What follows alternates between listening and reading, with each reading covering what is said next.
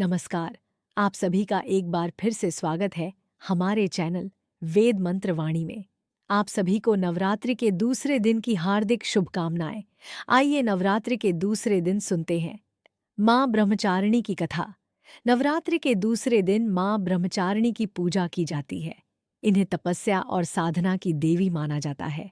माँ दुर्गा की नवशक्ति का दूसरा स्वरूप ब्रह्मचारिणी माता का है। यहाँ ब्रह्म का मतलब तपस्या है।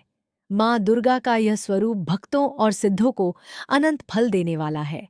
इनकी उपासना करने से तप, त्याग, वैराग्य, सदाचार और संयम में वृद्धि होती है।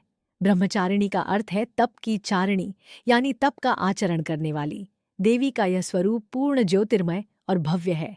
इन देवी के दाएं हाथ में जप की माला और बाएं हाथ में कमंडल है। पूर्व जन्म में इन देवी ने हिमालय के घर पुत्री के रूप में जन्म लिया था और नारद जी के उपदेश से भगवान शंकर को पति के रूप में पाने के लिए इन्होंने घोर तपस्या की थी।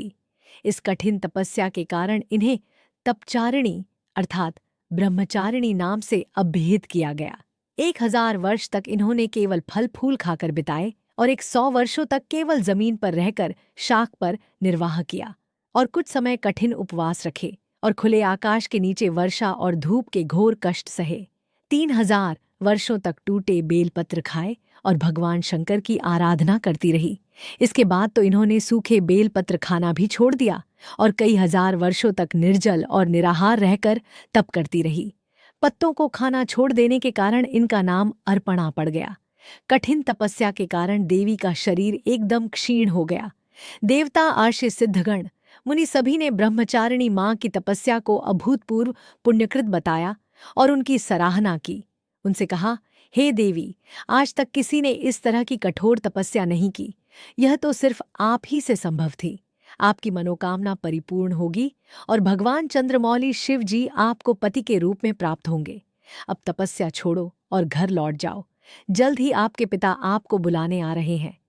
देवी की इस कथा का सार यह है कि जीवन के कठिन संघर्षों में भी मन विचलित नहीं होना चाहिए। माँ ब्रह्मचारिणी देवी की कृपा से सर्व सिद्धि प्राप्त होती है। माँ ब्रह्मचारिणी की पूजा के लिए स्नान करके शुद्ध वस्त्र पहने, घर के मंदिर या पूजा स्थल में माँ की प्रतिमा या चित्र स्थापित करें। साथ ही माँ ब्रह्मचारिणी का ध्यान करें।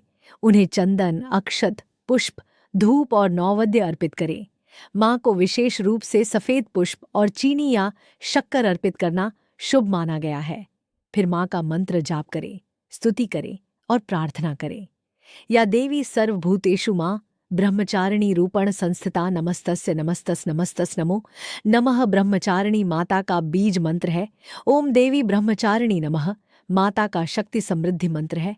ह श्री अंबिकाय नमः। माँ ब्रह्मचारिणी को कमल का फूल चढ़ाना बहुत शुभ माना जाता है।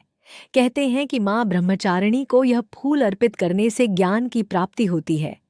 माँ ब्रह्मचारिणी को शक्कर का भोग लगाने से व्यक्ति को लंबी आयु और अच्छा स्वास्थ्य प्राप्त होता है। यह भोग माँ की तपस्या और आत्म अनुशासन का प्रतीक है, जो भक्तों को पवित्रता और भक्ति के लिए प्रेरित करता है। तो यह थी आज की कथा।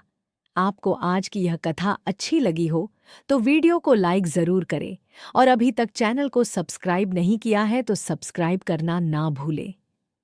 धन्यवाद।